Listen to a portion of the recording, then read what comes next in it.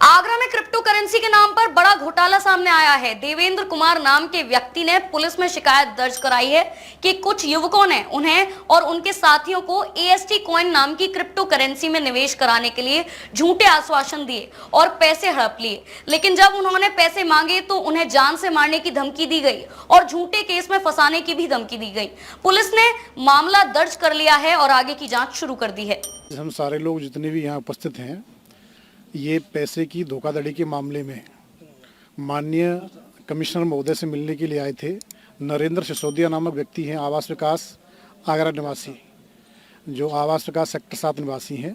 उन्होंने, उनके परिवारजनों ने, उनके साथियों ने AST कॉइन के नाम से कंपनी बनाई थी और उस कंपनी में लोगों को इन्वेस्टमेंट करने का झांसा दिया और उसके बदले में अच्छा रिटर्न देने का उन्होंने बड़े बड़े सपने दिखाए।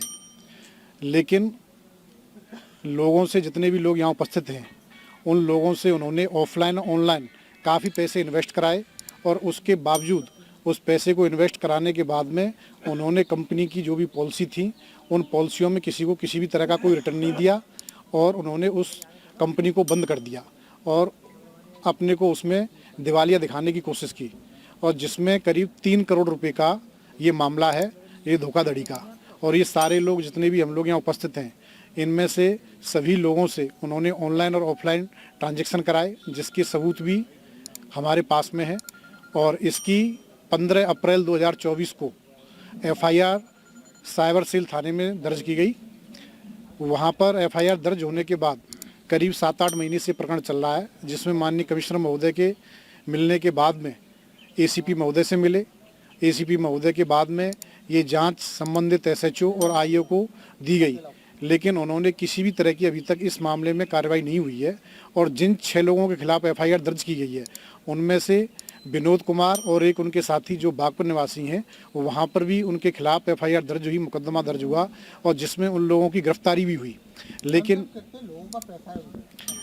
यहाँ करीब जो है 1000 लोगों से ज़्यादा का पैसा है उनके पास में। कितना पैसा होगा पूरा सब कुल मिला के? करीब 7 करोड़ के करीब मामला है और आगरा जनपद की बात करें यहाँ की तो करीब 3 करोड़ से ज़्यादा का मामला है। इसमें किसी लोगों की गिरफ्तारी हो चुकी है क्या? इनमें से विनोद कुमार और सचिन कुमार, जो वो बागपत से हुई है, डिस्ट्रिक्ट बागपत से। उनसे कुछ पैसा रिटर्न हुआ है? उनकी कुर्की हुई है, वहाँ पर पुलिस प्रशासन ने कुर्की की है, लेकिन किसी भी तरह का कोई पैसे की जब्ती या कोई भी पीड़ितों को कोई न्याय या उनके पैसे वापसी नहीं हुए हैं।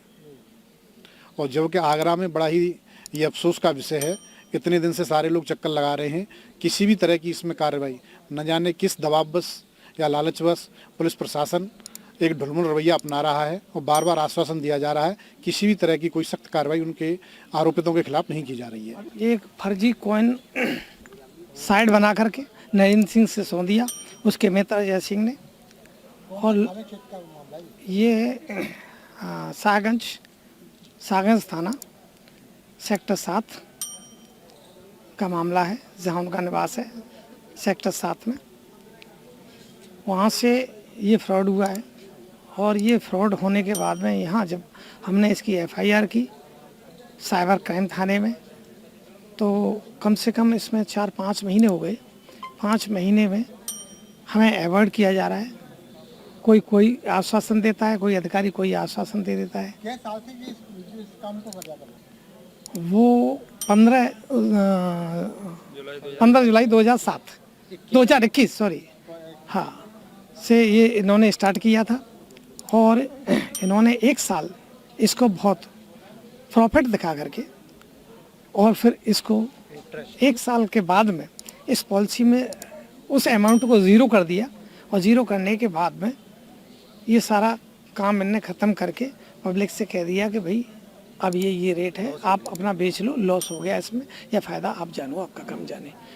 ये FIR हमारी यह करने के बाद में यहाँ पर जो प्रकरण चल रहा है वो हम कमिश्नर साहब से भी मिले हैं।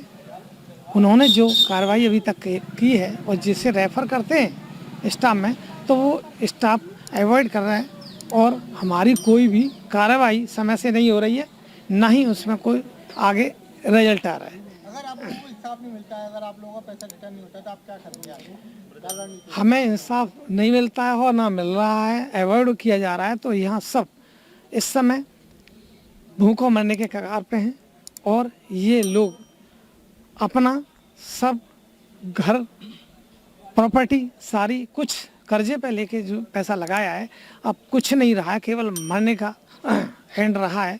तो यहाँ पे सब आत्मदाह के मूड में हैं और वही एक रास्ता बचा है और कुछ नहीं बचा है। और इसके आगे अगर पुलिस कोई एक्शन नहीं लेती है तो यही होगा और कुछ नहीं होगा। अनशन कर सकते हैं और हम कर ही कह सकते हैं। ये 20 रुपए से स्टार्ट करके 120 तक इसे ले जाया गया तो पब्लिक को झांसा दे के कि अभी ये और बढ़ेगा। पब्लिक हम लोग बढ़ाते गए और ये मतलब मोबाइल को कह दिया कि ये आपका मोबाइल है, इसी में आपका ये अदृश्य मनी है, ये अदृश्य रहेगी और इसमें आपकी प्रॉफिट बहुत होगी। अगर सिर्फ आपका मानो है तो आपका कितना पैसा लग चुका है? आपने कितना पैसा इन्वेस्ट किया था?